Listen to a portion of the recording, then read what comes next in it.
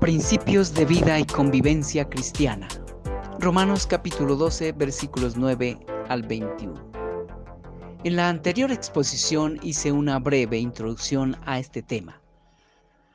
Vamos a adentrarnos en este pasaje versículo a versículo y cláusula por cláusula.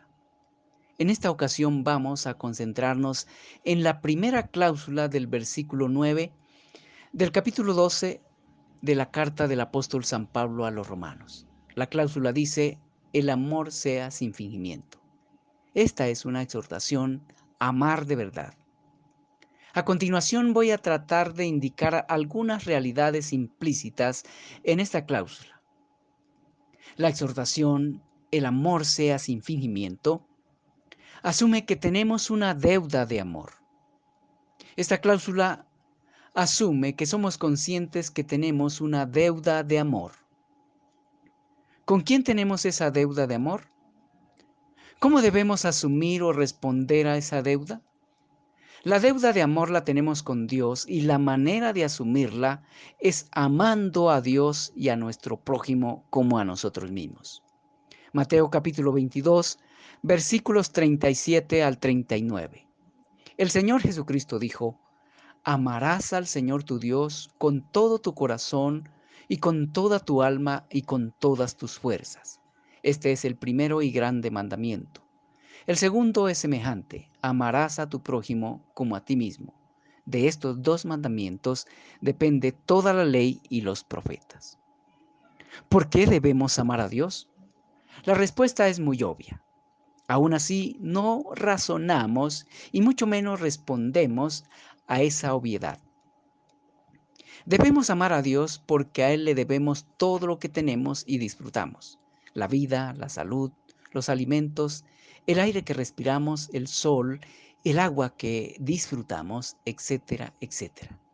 Miren por favor Mateo capítulo 5, versículo 45 y Hechos capítulo 14, versículo 17 y responda a las interrogantes que el Espíritu de Dios hace en 1 Corintios capítulo 4, versículo 7. ¿Por qué debemos amar a nuestro prójimo? La respuesta a esta segunda pregunta no es obvia como la anterior.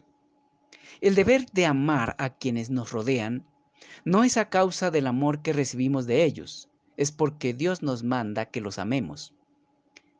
Este deber de amar a quienes nos rodean es incluso a pesar de la falta de amor de ellos hacia nosotros. Notemos que el deber de amar al prójimo incluye a quienes nos hacen mal. Vuelvo a leer Mateo capítulo 5, versículos 44 al 48 y Romanos capítulo 12, versículo 17 al 21.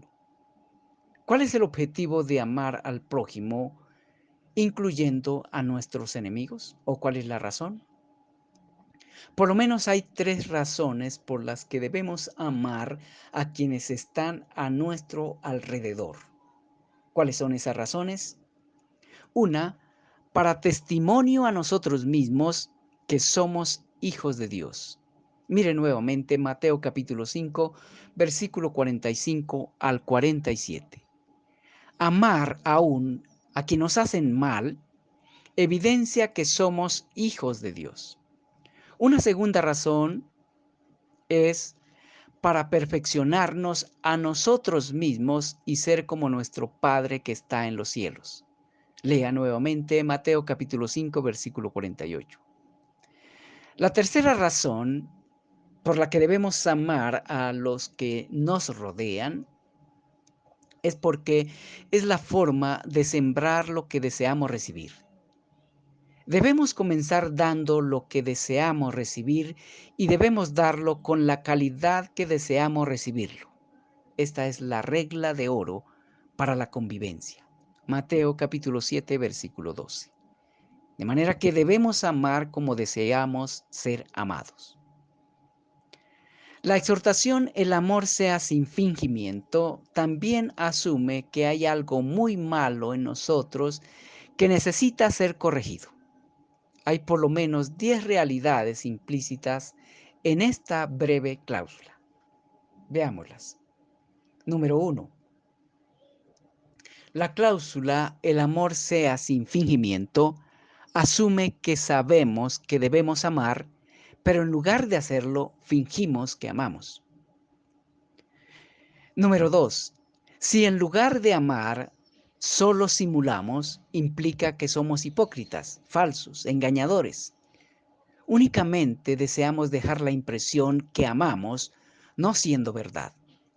Qué feo, ¿verdad? Esto es hipocresía. Pero caemos en esta práctica en sentido vertical y en sentido horizontal. Número 3. Si debiendo amar decidimos simular que amamos, implica que nos agrada hacer el mal, nos agrada engañar, nos agrada fingir. Número 4. Esto a su vez implica que nos desagrada hacer el bien, que no hay intención de nuestra parte en hacer lo que le agrada a los ojos de Dios y es bueno para nosotros y las personas más cercanas. Número 5. Esto mismo implica que hay algo mal en la esencia de nuestro ser, algo que nos impide ser las personas que debemos ser ante Dios y para con las personas más cercanas. Si Dios nos exige amar, es porque Él nos hizo para que amemos de verdad. Número 6. Que esta exhortación esté dirigida a cristianos implica que la tendencia de fingir amar aún afecta a los redimidos. Si esto no fuera verdad, el apóstol nunca hubiera escrito esto a creyentes. Número 7. La exhortación de amar sin fingimiento, que esté dirigida a cristianos, implica que los creyentes más que nadie debemos amar de verdad. Los cristianos debemos ser ejemplo de amor para los demás cristianos y también para los que no son cristianos. Número 8. La cláusula también implica que fingir amar no es una actitud que corresponde a lo que debemos ser como criaturas hechas a la imagen de Dios y mucho menos corresponde al carácter de los redimidos. Número 9. No amar de verdad ofende a Dios y no hace bien a las personas que nos rodean. Les hace mal. Cuando las personas cercanas se dan cuenta que solo fingimos amarles, se decepcionan de nosotros, pierden la confianza. El amor verdadero es la esencia de las relaciones sanas, tanto con Dios como con quienes nos rodean. El amor es uno de los ligamentos que unen y sostienen las relaciones más fuertes y duraderas. Sin duda, amar verdaderamente a Dios y a quienes nos rodean es el principio por excelencia para cultivar y fortalecer la sana convivencia. Número 10. La exhortación, el amor sea sin fingimiento, implica que el amor es un deber, no una opción. El amor es el deber más grande que tenemos para con Dios y para cuantos están a nuestro alrededor. Esa es la doctrina del Señor Jesucristo. Es la doctrina bíblica, es la doctrina cristiana. El verdadero amor cumple toda la ley y los profetas. Mateo capítulo 22, versículo 40 y Romanos capítulo 13, versículo 10. A la luz de esto podemos concluir que el verdadero amor es el Señor Jesucristo. Él es el único hombre que cumplió o que cumple la ley y los profetas.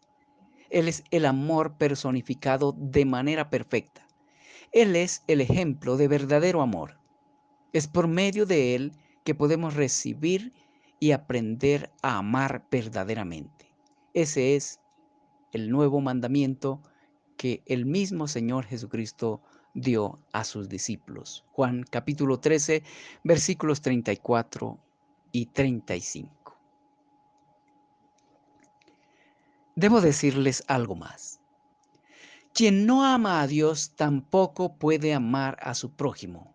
Juan capítulo 4, primera carta del apóstol Juan, capítulo 4, versículo 20.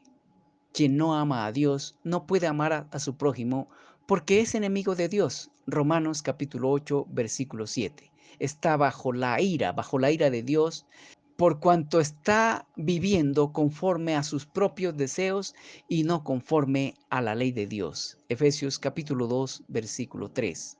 Necesita reconciliarse con Dios mediante la fe en el Señor Jesucristo.